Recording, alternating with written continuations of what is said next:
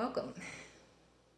Today I wanted to talk about how to grow spiritually and what you need to do. One of the things that a lot of people try to miss the step of spiritual growth is shadow work. In order to grow completely and wholly spiritually and to grow your consciousness, you have to do shadow work. You have to be able to go within and heal those deep inner wounds, whether it's from your childhood or your adulthood, your adult life. You have to go in and heal those wounds. Otherwise, you're going to carry them with you.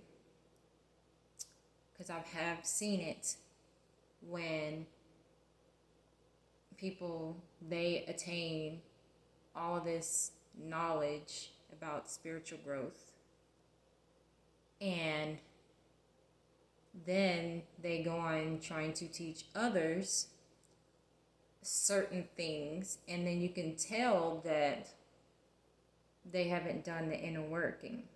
And for an example is some people go out there try to like relationship wise, they try to teach other people about how to have a good relationship and who's the right one, how to pick the right one.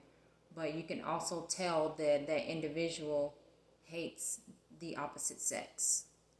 They are still wounded. They didn't heal themselves. And I hear it on both sides. I've seen it to where there's women who thinks men are an abomination and are disgusting and they just like the scum of the earth. And I've seen it on the other side too, where men, they say women are just the scum of the earth.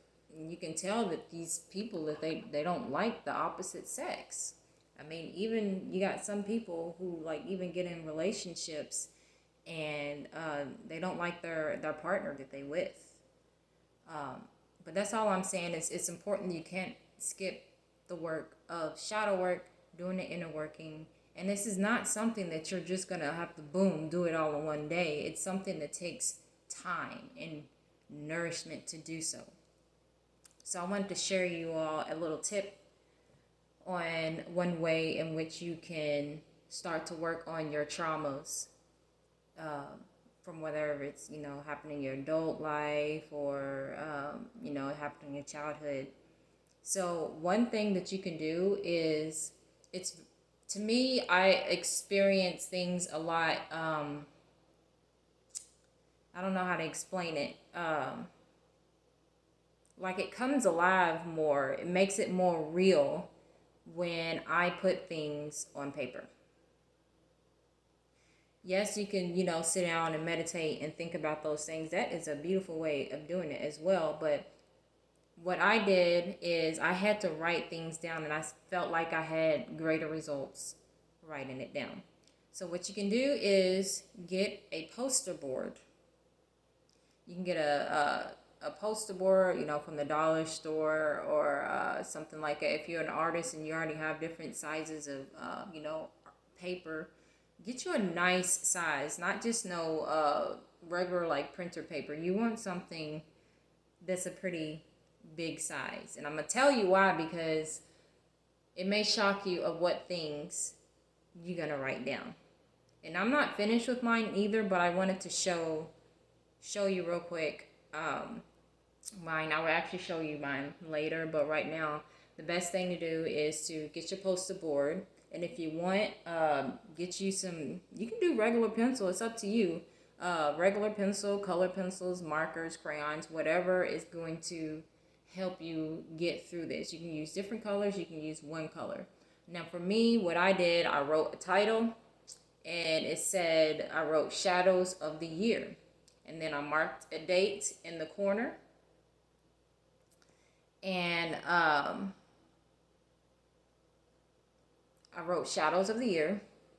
And then I used different color I use colored pencils. I was outside doing this, and I was with my little one, so it was really nice to actually be outside and be grounded while I was doing this.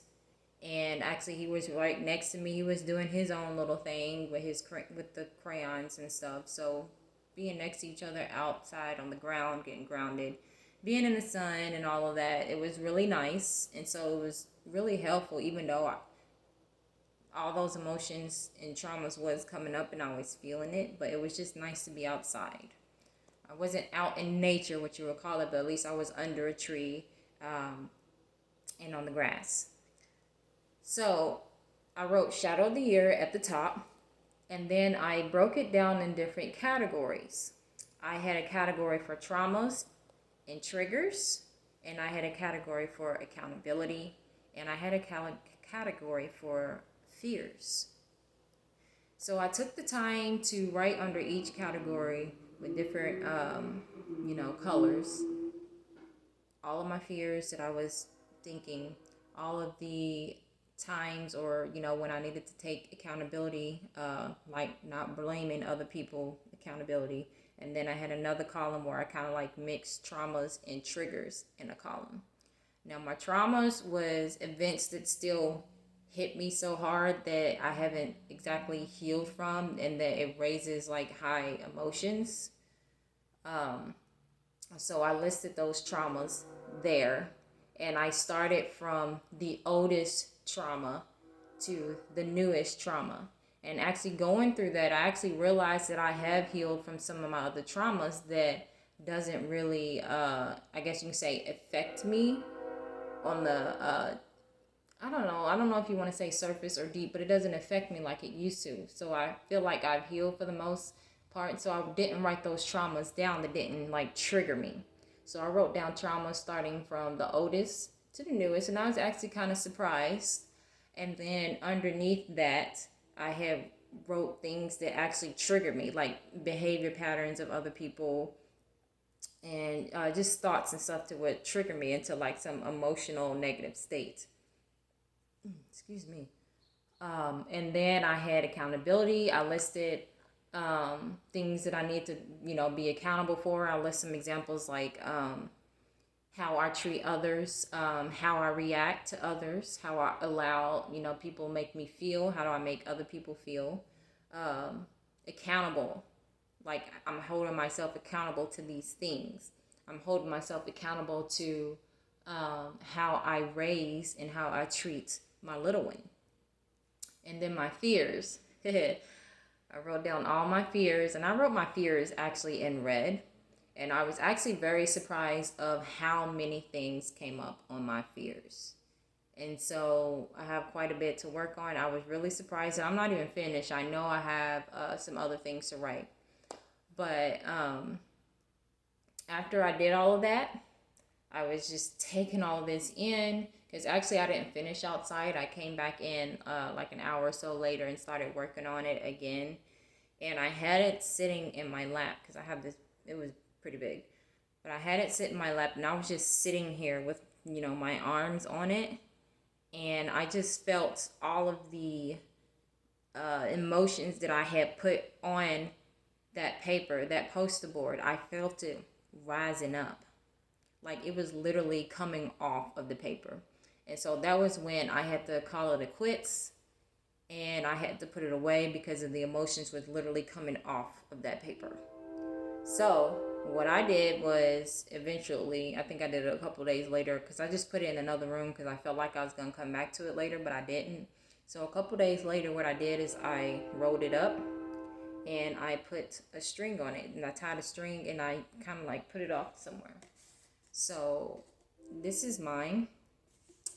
I will have to open it back up to finish, because it's important to take care of those shadows, heal those wounds, so we can have a better fulfillment in spiritual growth. I don't know what else to say about that, except for everybody is different. Take what resonates, leave the rest. But I think if you want to, get into shadow work, I think it's important to write it down. Even you can have the idea of getting a book I find it very interesting getting those leather made journals. I don't know if people call that the Book of Shadows because of shadow work. I don't know why it's called that, but people call that, these little journals you can get. But you can get a journal and you can actually do your shadow work in a journal. I think it's really important to write it out. So, I think that's it, and I don't think I have anything else to say. All right, until next time.